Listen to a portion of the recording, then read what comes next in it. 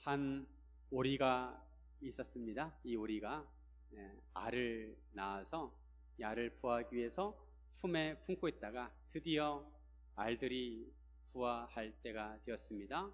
오리 새끼들이 알을 깨고 나옵니다. 여러 오리 새끼들이 있었습니다.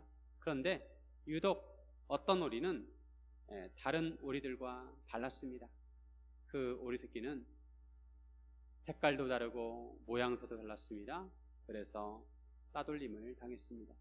우리라면 주둥이도 좀 넓적하고 그리고 물갈퀴도 수영을 잘할 수 있도록 물갈퀴가 있어야 되는데 그 한 오리는 그와 생김새이 달랐습니다. 그 오리는 미운 오리 새끼가 되었습니다. 다른 오리들로부터 따돌림을 당해서 외로운 삶을 살았습니다. 그러다가 한 번은 물에 비친 자신의 모습을 보았습니다. 물에 비친 자신의 모습을 보고 이 오리는 자기의 정체를 알게 됩니다. 자기는 바로 곤이었습니다. 오리가 아니라 곤이, 바로 백조였습니다. 바로 안데르센 동화에 나오는 미운 오리 새끼입니다. 우리 성도들은 이 세상에 살아가는 모습을 보면 마치 미운 오리 새끼와 같습니다. 세상 사람들은 우리를 이상한 눈빛으로 바라보고 또 못난 사람이라고 비판을 하기도 합니다. 우리 예수를 믿는 자로서 세상에 속한 사람은 아니지만 이 세상 가운데 살아가고 있습니다. 예수님께서는 이 세상에 오셔서 교회를 세우셨습니다. 여러분, 이 세상에는 교회도 있고 수도원도 있습니다. 교회와 수도원의 차이가 무엇이라고 생각하십니까? 교회와 수도원의 차이가 무엇입니까? 큰 차이점이 있다면 교회는 세상 속에 있다는 것입니다. 반면에 수도원은 세상과 담을 쌓고 세상을 등지고 있습니다. 물론 수도원도 필요한 면이 있습니다. 오직 하나님만 바라보고 자기 내면을 들여다보면서 자신의 영성을 관리할 필요가 있습니다. 경북 상주에는 카르투시오 봉쇄 수도원이 있습니다. 이 수도원에 들어가면 모든 것이 다 차단이 됩니다. 텔레비전과 라디오와 신문을 볼 수가 없어요. 전화도 할 수가 없습니다. 그리고 그 수도 안에서 침묵하며 지냅니다. 그 안에 있는 다른 사람들과 사적인 대화를 나누어서도 안 됩니다. 심지어는 가족이 죽어도 나올 수가 없습니다. 그 사람들은 그 수도원에서 그렇게 수련을 하다가 죽어서도 그 수도원에 묻혀야 한다고 합니다. 그러나 교회는 이런 수도원과 다릅니다. 교회는 세상 속에 존재합니다. 예수님께서도 하늘에서 이 땅에 내려오셨는데 이 땅에서 물론 변화산에 올라가셔서 하나님 아버지를 볼 때도 있었지만 대부분의 시간을 많은 마을들을 돌아다니며 동네를 돌아다니며 복음을 전하고 말씀을 가르치고 병자들을 치유하는데 많은 시간을 사용하셨습니다.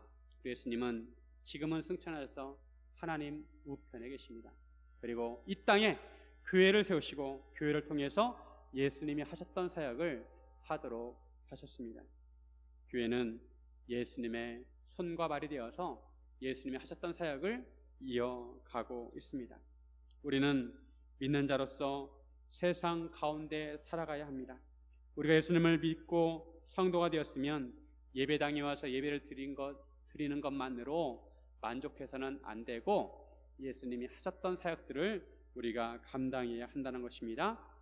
우리가 해야 할 사명들을 해야 하는 것입니다.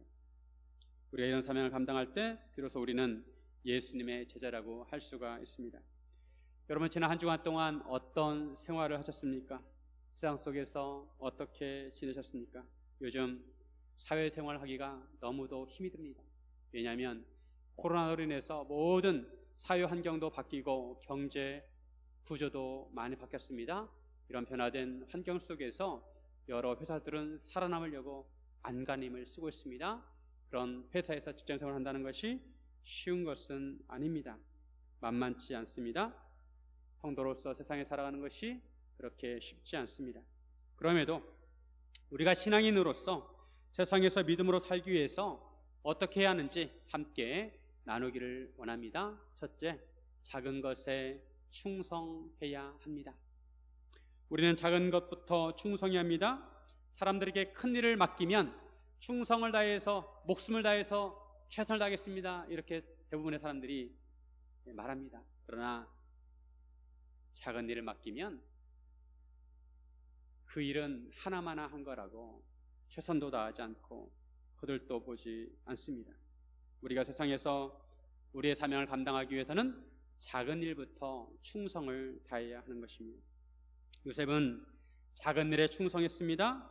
요셉은 주어진 일을 성실하게 감당했습니다. 요셉이 어렸을 때 아버지가 요셉에게 심부름을 보냈습니다. 형들의 안부를 살피고 와라.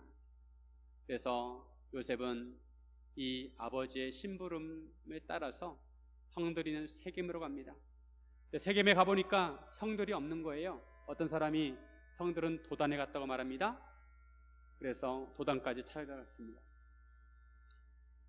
헤브론에서 세겜까지, 또 세겜에서 도단까지 그 총 거리를 합치면 약 100km 정도 되었습니다.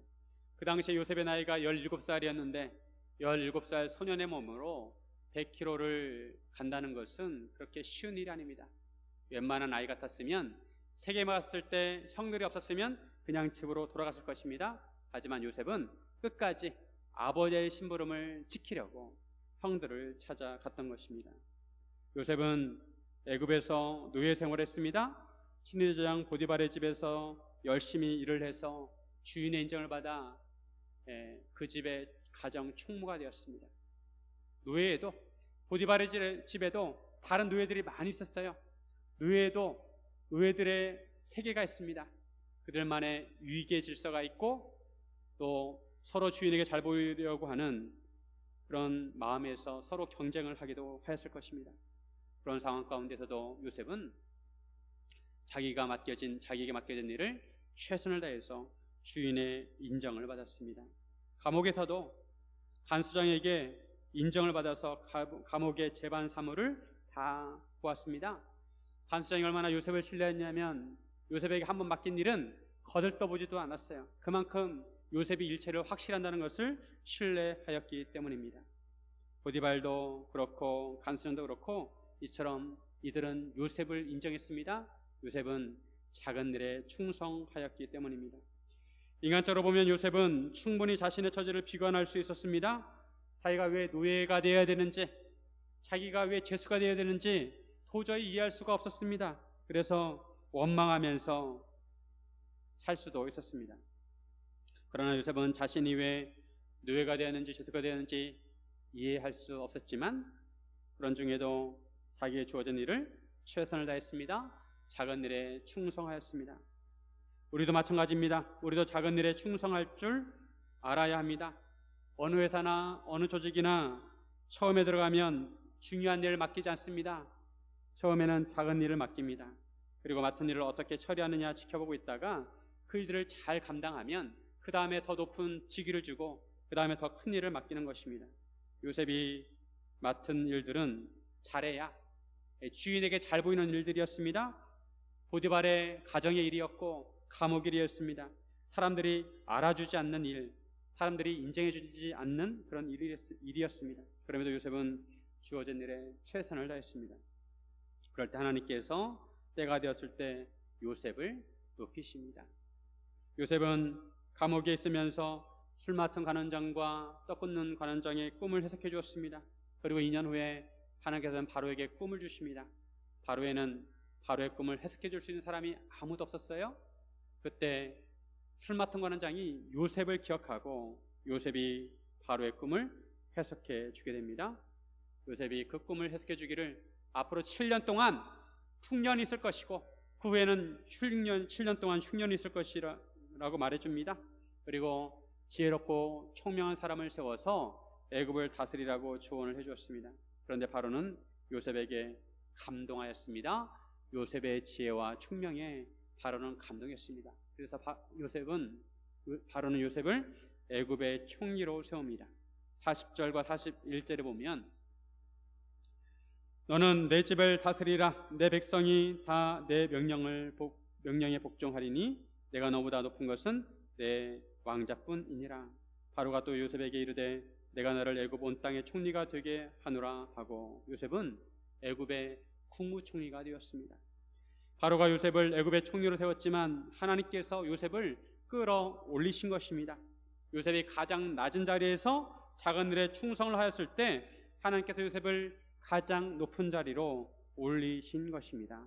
이것이 바로 하나님 나라의 원리입니다. 예수님께서는 작은 일에 충성할 것을 말씀하셨습니다. 예수님께서 비유를 말씀하십니다.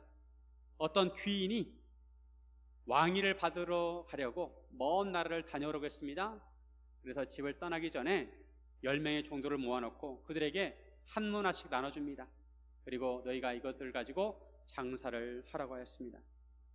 그 한 문화를 가지고 어떤 사람은 장사를 해서 10문화를 남기고 또 어떤 사람은 5문화를 남기고 어떤 사람은 한 문화를 그냥 수건에 고이 싸가지고 간직해 두었습니다.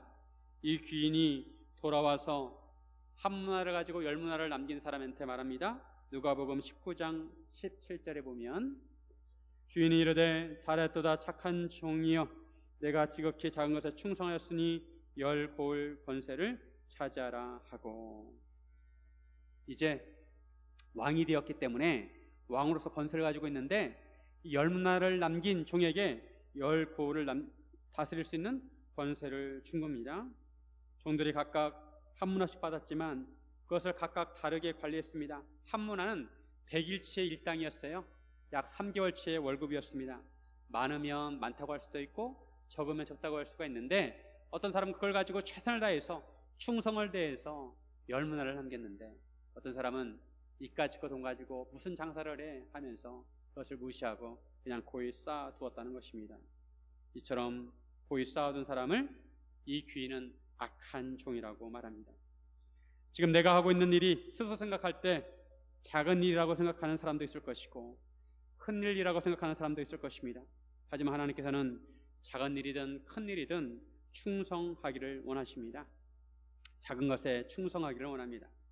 어떤 사람은 회사에 말단 사원으로 들어가서 작은 일에 충성합니다. 말단 사원에는 주로 자질구레한 일들이 맡겨집니다. 하지만 그럼에도 그런 일들을 충성스럽게 다른 사람보다 아침에 일찍 출근해서 그런 것들을 성실하게 섬겼습니다. 그런데 어떤 사람은 자신의 능력을 몰라준다고 불평불만하면서 억지로 일을 합니다. 사장님 입장에서 보면 누구에게 큰 일을 맡기겠습니까? 작은 일에도 충성한 사람입니다. 사람도 이런데 하나님께서 더욱 그렇습니다. 예수님께서는 제자들에게 크고자 하는 자는 섬기는 자가 되고 으뜸이 되고자 하는 자는 종이 되어야 한다고 말씀하셨습니다. 실제로 예수님은 가장 낮은 자리에 오셨습니다. 가장 낮은 자리에 오셔서 십자가를 지셨습니다. 그때 하나님께서 예수님을 가장 높은 자리로 올려주셨습니다. 모든 이름 위에 뛰어난 이름을 주시고 예수님의 이름 앞에 모든 무릎을 꿇게 하셨습니다. 주부들 같은 경우에 항상 집안일을 합니다. 밥하고 설거지하고 빨래하고 청소를 합니다. 어떻게 보면 작은 일이라고 할 수가 있습니다. 내가 이렇게 작은 일을 하는데 어떻게 내가 큰 일을 할 수 있나 생각할 수 있습니다. 그러나 하나님을 향한 마음이 순전하면 하나님께서는 어떤 방법으로든 사용하실 것입니다.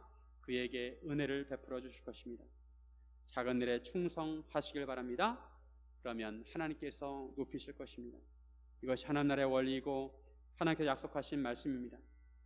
그런데 작은 일에 충성했는데 작은 일을 하다가 끝날 수도 있습니다. 그렇더라도 실망하지 말고 작은 일에 충성하시기 바랍니다. 하나님께서는 분명히 기억하십니다. 이 생에서든 천국에서든 하나님께서는 작은 일에 충성된 자를 높이실 것입니다. 하나님께서는 감옥에서 죄수의 옷을 입고 있던 요셉을 애굽의 총리가 되게 하시고 요셉의 손가락에 바로의 인장 반지를 끼워주시고 요셉에게 세마포 옷을 입혀주시고 그리고 금사슬을 그의 목에 걸어주셨습니다. 하나님께서 작은 일에 충성된 자를 높이신다는 것입니다. 사랑하는 성도 여러분, 작은 일에 충성하기를 주님의 이름으로 축원드립니다. 둘째로 믿음의 정체성을 가져야 합니다. 성도가 세상 속에 살아갈 때 가장 중요한 것은 믿음의 정체성을 가지고 살아야 한다는 것입니다. 나는 예수님을 믿는 사람이야, 나는 하나님을 섬기는 사람이야 라는 정체성이 있어야 한다는 것입니다. 그렇지 않으면 세상 사람들과 별 차이가 없어요. 성도는 세상 사람들과 구별이 되어야 합니다. 바로는 요셉을 애굽의 총리로 임명합니다. 그리고 요셉의 이름을 사브낫 바네아라고 하였습니다. 이 뜻은 신의 말씀하셨고 그가 살아계신다, 이런 뜻입니다. 물론 바로는 자기가 숭배하는 신을 염두에 두고 이런 이름을 지어주었습니다. 다니엘도 바벨론으로 포로로 끌려갔을 때 벨드사살이라는 이름을 받았습니다. 다니엘은 나의 심판자는 하나님이시다 라는 뜻이고, 벨드사살은 벨이여 나의 생명을 보존하소서 라는 뜻입니다. 벨은 바벨론이 섬기는 신입니다. 요셉이나 다니엘이나 그들은 여호와 하나님을 섬기는 사람들입니다. 그런데 그들은 이방 나라의 총리로 임명이 되었습니다. 요셉은 애굽의 총리로, 다니엘은 바벨론의 총리가 되었습니다. 이처럼 하나님을 믿는 자로서 이방 나라의 총리로 섬길 때 여러 가지 신앙과 부딪히는 면이 있습니다. 일단 이름부터 이방신의 이름이 들어간 이름으로 계명을 해야 합니다. 여러분 같으면 어떻게 하시겠습니까? 내가 죽으면 죽었지 어떻게 이방신의 이름이 들어간 이름을 받으면서까지 총리를 할 필요가 있을까? 라고 하면서 총리 자리를 내려놓겠습니까? 아니면 그래, 비록 이름이 이방신의 이름이라서 내키진 않지만 네가 총리로서 해야 할 사명이 있을 거야. 하나님께서 나를 총리가 되게 하신 것은 분명히 하나님의 뜻이 있을 거야 라고 하면서 총리직을 수행하시겠습니까? 만약 자기의 신앙을 지킨다고 하면서 이방신의 이름을 거부하고 총리직을 내려놓았다면 요셉도 다니엘도 총리가 될 수 없었을 것이고 하나님의 사명을 감당할 수 없었을 것입니다. 그러나 요셉과 다니엘은 그런 부분을 감수하였습니다. 이런 부분이 신앙인으로서, 믿는 자로서 세상을 살아가는데 어려움입니다. 세상 속에서 살아가려면 어쩔 수 없이 세상 문화와 부딪혀야 합니다. 그런데 내가 어느 정도까지 세상 문화를 받아들여야 하는가? 세상 문화와 담을 쌓아야 하는가? 아니면 세상 문화와 동화되어야 되는가? 아니면 세상 문화 속에서 믿음으로 극복해가며 할 것인가? 결정해야 합니다. 하나님께서 어떤 자를 귀하게 생각하실까요? 만약 우리가 우리의 거룩성을 지키기 위해서 세상과 담을 쌓는다면 깨끗하게 세상과 절교하면 됩니다. 그런데 그렇게 하면 세상에 믿는 자로서 영향력을 끼칠 수가 없습니다. 세상에 복음을 전할 수가 없습니다. 물론 자신의 신앙의 거룩성을 지키기 위해서 세상 문화가 있는 자리를 피하는 것도 좋습니다. 그러나 우리는 세상에 들어가야 합니다. 하나님께서도 항상 이런 자를 찾으십니다. 내가 누구를 세상에 보낼 것인가? 누가 우리를 위하여 갈고? 하나님께서는 세상에 보낼 자를 찾으십니다. 우리는 복음을 가지고 세상에 들어가야 합니다. 다만 한 가지 유념해야 할 것은 믿는 자로서 정체성을 가져야 한다는 것입니다. 요셉은 비록 애굽의 총리로서 살았지만 믿는 자로서 정체성을 가졌습니다. 바로는 요셉에게 온의 제사장 보디바라의 딸 아스낫을 아내로 주어서 삼게 하였습니다. 요셉은 애굽 여인을 아내로 맞이하였습니다. 그것도 애굽의 제사장 온이라고 하는 지역의 제사장 보디베라의 딸이었습니다. 애굽 신을 섬기는 제사장의 딸과 결혼한 것입니다. 어떤 사람은 요셉이 왜 이방 여인과 결혼을 하였을까 비판할 수 있을 것입니다. 결혼을 안 하면 안 했지 왜 믿음이 없는 여자와 결혼을 했을까? 그것도 이방 신을 섬기는 제사장의 딸을 어떻게 아내로 맞이할 수 있을까 생각할 수 있을 것입니다. 그런데 만약 요셉이 애굽 땅에서 아스낫과 결혼하지 않았다면 아들을 낳을 수 없었을 것입니다. 중요한 것은 하나님께서 아스낫이 낳은 아들들을 이스라엘의 지파로 삼으셨다는 것입니다. 요셉은 아스낫을 통해 두 아들 낳았습니다. 장남의 이름은 므낫세입니다. 하나님이 내 모든 고난과 내 아버지의 온 집의 일을 잊어버리게 하셨다는 뜻입니다. 차남의 이름은 에브라임입니다. 하나님이 나를 내가 수고한 땅에서 번성하게 하셨다는 뜻입니다. 므낫세와 에브라임은 히브리식 이름입니다. 이것을 보면 아마도 요셉의 아내 아스낫은 요셉의 영향을 받아서 여호와 하나님을 알게 되었을 것입니다. 만약 그렇지 않다면 므낫세와 에브라임의 이름을 친정아버지가 섬기는 애굽신의 이름을 따라서 지었을 것입니다. 아스낫은 이스라엘 백성에 합류하게 되었습니다. 이런 것을 보면 요셉은 애굽의 총리로 일하면서도 믿음의 정체성을 지켰습니다. 보디발의 집에서 일을 할 때도, 애굽에서 일을 하면서도 요셉은 항상 하나님을 섬기는 마음으로 일을 했습니다. 바로는 요셉을 가리켜서 하나님의 영에 감동된 사람이라고 합니다. 바로도 요셉을 인정하였습니다. 요셉이 섬기는 하나님께서 바로의 꿈을 해석해 주었습니다. 요셉은 보디발의 집에 있을 때나 감옥에 있을 때나 총리로 있을 때나 하나님과 동행하였고 하나님께 그를 형통하게 하셨습니다. 우리가 세상 속에 살아갈 때, 직장 생활할 때 어떤 마음으로 하느냐가 중요합니다. 그저 내가 잘 살기 위해서, 내가 성공하기 위해서 직장 생활을 하게 되면 세상 사람들과 별반 다른 것이 없습니다. 그렇지 않고 내가 이 회사에서 일하는 것은 하나님께서 나를 이 회사에 파송하신 거야. 이 사람들은 예수님을 알지 못하지만 나를 통해서 예수님을 알게 하시려고 나를 이곳에 보내셨어. 이런 마음으로 일을 한다면 같은 일을 하더라도 마음가짐이 달라질 것입니다. 이런 믿음의 정체성을 가지려면 신앙 고백이 필요합니다. 우리는 예배를 드릴 때 사도신경으로 신앙 고백을 합니다. 나는 이런 하나님을 믿습니다.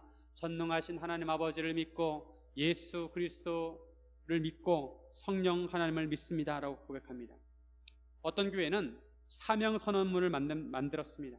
그래서 우리 교회는 이런 하나님의 사명을 이루는 교회입니다 라고 사명선언문을 만들어서 예배 시간에 성도들과 함께 그 사명선언문을 함께 나눕니다. 마찬가지로 성도들도 직장 사명선언문을 만들면 좋을 것 같습니다. 나는 직장 생활을 할 때 믿는 자로서 하나님께 주신 사명을 성실하게 감당하겠습니다 라는 이런 고백문을 만들어서 성경 맨 앞에 붙여놓고 아니면 수첩에 붙여놔서 출근할 때마다 그것을 보면서 자기의 마음을 다지면 좋을 것 같습니다. 아니면 개인적으로 신앙 고백문을 만들어서 나는 세상 속에서 믿는 자로서 정체성을 갖고 세상 사람들에게 복음을 전하는 삶을 살겠습니다 라는 고백문을 만들고 시간 나는 대로 그 고백문을 보면서 믿음의 정체성을 지켜야 하는 것입니다. 광야 시대에 하나님께서는 이스라엘 백성에게 율법을 주셨습니다. 이스라엘 백성에게 하나님께서 왜 율법을 주셨을까요? 이제부터는 너희는 나의 백성이다. 너희는 하나님의 백성이기 때문에 거룩한 삶을 살아야 된다. 그러므로 이 율법을 지키면서 거룩한 삶을 살라고 법을 주신 것입니다. 그런데 어떤 사람이, 나는 하나님의 백성이라는 정체성이 없는 사람이 안식일이 되었을 때 하나님의 율법을 가볍게 여기고 안식일에 나무를 하러 갑니다. 안식일에 하나님을 기억하며 안식해야 하는데 나무를 하러 갔습니다. 이 사건을 계기로 하나님께서 율법을 기억하라고 방법을 가르쳐 주십니다. 민수기 15장 38절과 39절에 보시면 이스라엘 자손에게 명령하여 대대로 그들의 옷단귀에 술을 만들고 청색끈을 그 귀의 술에 더하라. 이 술은 너희가 보고 여호와의 모든 계명을 기억하여 준행하고 너희를 방종하게 하는 자신의 마음과 눈의 욕심을 따라 음행하지 않게 하기 위함이라. 하나님께서 어떻게 말씀하셨냐면 이스라엘 백성이 입는 겉옷이 있는데 그 겉옷 옷 끝에 청색실로 술 만들어서 그것을 달고 다니라는 거예요. 그리고 그것을 볼 때마다 나는 하나님의 백성이다, 나는 하나님의 율법을 따라 살아야 된다 라고 기억하라는 것입니다. 결혼한 사람은 결혼 반지를 끼고 다닙니다. 그래서 그 반지를 보면서 자신이나 다른 사람이나 이 사람은 결혼한 사람이다 이렇게 아는 거죠. 마찬가지로 유대인들은 옷 끝에 이 청색 술을 달고 다니면서 나는 하나님의 백성이라는 것을 드러내기도 하고 자기 스스로도 그것을 마음에 새기는 것입니다. 나는 하나님의 백성이다. 그러므로 마음에 탐욕이 생길 때마다, 나쁜 생각이 생길 때마다 그 청색 술을 보면서 나는 하나님의 백성이니까 그렇게 살아서는 안 되지, 이런 마음을 가져서는 안 되지, 이런 말을 해서는 안 되지 라고 절제하라고 그 방법을 가르쳐 주신 것입니다. 마찬가지로 우리도 이런 청색술을 달고 다녀야 합니다. 나는 크리스천이라는 것을 나타낼 수 있는 그런 표시를 하고 다니면 좋습니다. 그런 물건을 가지고 다녀도 좋습니다. 제가 아는 어떤 아나운서는 크리스천인데 가방에다가 납작한 유리병을 가지고 다녀요. 그리고 그 유리병을 보면서 하나님이 이 유리병을 만들 때 유리를 녹이고 그리고 다듬어서 유리병을 만든 것처럼 하나님이 나를 녹이시고 빚으시고 다듬으시면서 나를 만드시는 거야. 항상 그 마음을 가지고 새긴다고 합니다. 꼭 물건이 아니더라도 믿는 자로서 마음가짐, 성도로서의 정체성을 가져야 한다는 것입니다. 고위공직자나 국회의원들 중에도 상당수가 교회를 다니고 있습니다. 그런데 가끔 그들의 행동을 보면 헛갈릴 때가 있습니다. 과연 저분이 예수님 믿는 사람인가 정체성이 의심이 될 때가 있습니다. 마음에 하나님을 모시고 살고 있는가 의심이 될 때가 있습니다. 우리는 세상 속에서 살아가지만 하나님의 도장이 있어야 합니다. 하나님의 인, 도장이 있어야 합니다. 예수 믿는 사람은 성령님께서 하나님의 인을 치십니다. 사람의 눈에 보이지 않지만 하나님 보실 때는 하나님의 인이 보입니다. 그것이 바로 정체성입니다. 믿는 자로서의 정체성. 우리가 믿는 자로서의 정체성을 가지고 살아갈 때 바로 우리에게 하나님의 인이 박히는 것입니다. 하나님께서 그 도장을 보시고 하나님의 백성임을 아시는 것입니다. 사랑하는 성도 여러분, 믿는 자로서 정체성을 가지시기를 주님의 이름으로 축원드립니다. 셋째로, 세상을 향해 곡식 창고를 여시기 바랍니다. 예수님은 세상을 섬기기 위해서 오셨습니다. 예수님께서도 세상을 섬기셨다면 우리도 세상을 섬기는 삶을 살아야 합니다. 태초에 하나님께서는 아담에게 세상을 다스리라고 하셨습니다. 세상을 섬기는 것이 인간의 본연의 사명입니다. 바로는 요셉을 애굽의 총리로 세워서 요셉이 해석한 것처럼 애굽을 다스리도록 하였습니다. 요셉은 애굽의 총리로서 애굽을 섬겼습니다. 요셉은 책상에서만 일하는 사람이 아니라 발로 뛰어다니는 사람이었습니다. 그래서 요셉은 현장 총리였습니다. 애굽에 온 땅을 두루 순찰하였습니다. 요셉은 이처럼 직접 다니면서 확인하는 것이 몸에 배었습니다. 보디발의 집에서도 일할 때도 열심히 몸으로 뛰어다녔고, 감옥에서도 몸으로 뛰어다녔고, 마찬가지로 총리로서도 애굽에 온 땅을 순찰하면서 애굽을 다스렸습니다. 요셉은 7년 풍년 동안 곡식을 모아서 창고에 저장해 두었습니다. 각 성읍마다 창고를 만들어서 그 성읍 주위에 있는 밭의 곡식을 모아서 창고에 쌓아두었습니다. 그 쌓아둔 곡식이 바다에 모래같이 많아서 세기를 그쳤다고 말씀합니다. 그 수가 한이 없었습니다. 이제 7풍년이 지났습니다. 그리고 이제 풍년이 그쳤습니다. 하나님께서 바로에게 꿈으로 보여주신 것처럼 7년 풍년이 지나고 흉년이 시작이 되었습니다. 각국에 기근이 들었습니다. 하지만 애굽 온 땅에는 저장해둔 먹을 것이 있었습니다. 애굽 온 땅에 기근으로 해서 양식을 구할 수 없었습니다. 가뭄이 심해서 논바닥이 거북이 등처럼 쩍쩍 갈라지고 논에 심어놓은 벼들이 타들어갔습니다. 주술을 해도 턱없이 양식이 부족했습니다. 애굽 백성들이 바로를 찾아와 양식을 구합니다. 그러자 바로는 그런 사람들, 자기를 찾아온 사람들에게 요셉을 찾아가라고 하면서 요셉이 하라고 하는 대로 하라고 일러줍니다. 이때 요셉은 모든 창고를 열어서 애굽 백성에게 양식을 팔았습니다. 그뿐 아니라 애굽 주변에 있는 나라에서도 기근이 들어서 양식이 없어 찾아왔는데 그들에게도 양식을 제공해 주었습니다. 만약에 요셉이 7년 풍년 동안 양식을 모아두지 않았으면 어떻게 되었을까요? 기근으로 인해서 많은 사람들이 굶어 죽었을 것입니다. 그러나 요셉은 7년 풍년 동안 7년 흉년을 준비하였습니다. 그리고 흉년이 시작되었을 때 곡식 창고를 열어서 사람들에게 양식을 제공해 주었습니다. 요셉이 애굽 사람들뿐만 아니라 그 주변에 기근으로 죽어가는 사람들의 생명을 살린 것입니다. 이것이 성도들의 할 일이라고 생각합니다. 이것이 교회가 해야 할 일입니다. 요셉처럼 세상이 기근으로 고통을 받을 때 미리 예배해두었던 곡식 창고를 열어서 세상을 섬겨야 합니다. 이처럼 세상을 섬기는 크리스천들이 많이 나왔으면 좋겠습니다.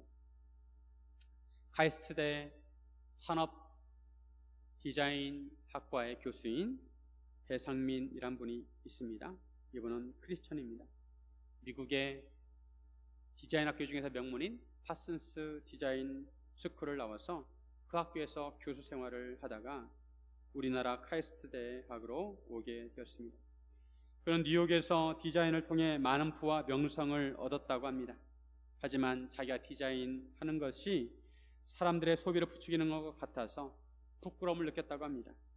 사람들이 사용하고 있는 제품도 충분히 쓸만한데 새로운 디자인으로 새로운 제품을 내놓아서 다른 사람들과 비교를 부추겨서 멀쩡한 제품을 쓰레기로 버리고 새로운 제품을 사게 하는 것이 양심에 찔렸다고 합니다.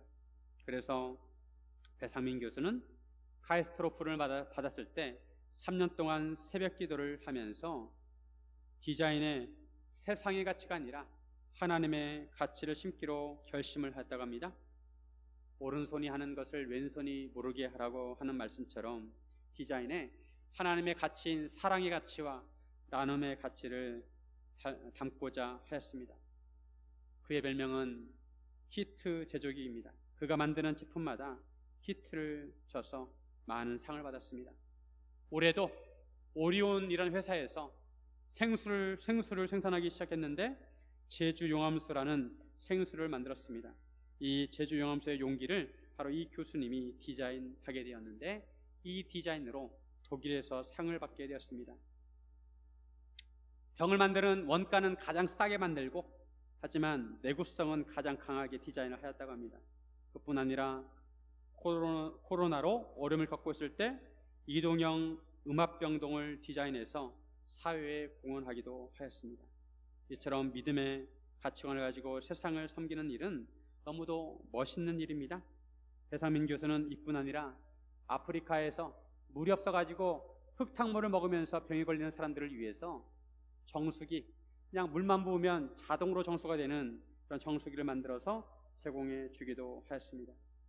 배상민 교수처럼 하나님께서 주신 은사를 통해 세상을 섬기는 것이 크리스찬의 사명입니다.